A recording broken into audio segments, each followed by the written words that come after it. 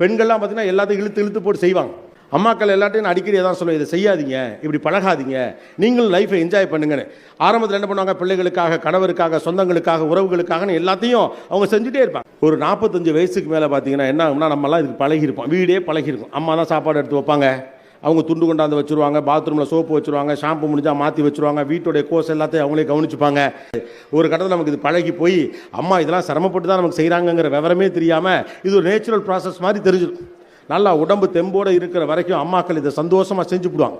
ஒரு 45 வயசுக்கு மேலே என்ன ஆகும், முட்டி வலிக்க ஆரம்பிக்கும், இடுப்பு வலிக்க ஆரம்பிக்கும், எல்லா வலியும் வர ஆரம்பிச்ச பிறகு சின்னதாக அம்மாக்கள் சைட்லேருந்து கோபம் வரும். அது வரைக்கும் அதை பழகாத அந்த குடும்பம் ஏன் சிடுன்னு விழுகிறன்னு ஆரம்பிப்பாங்க. அப்போ தான் அம்மாக்கள் ஆரம்பிப்பாங்க, 50 வயசில் மொத்த வார்த்தையாக உங்களுக்கு நான் நன்றியே இல்லை, உங்களுக்கு நான் உழைச்சி கொட்டி நான் என்னத்தை கண்டேன், ஒரு நல்ல சோறு தின்று போனா, நல்ல சாம்பார் தின்று போனா. 25 வயசில் யோசிச்சிருக்க வேண்டிய விஷயத்தை 50 வயசில் யோசிச்சா எப்படி?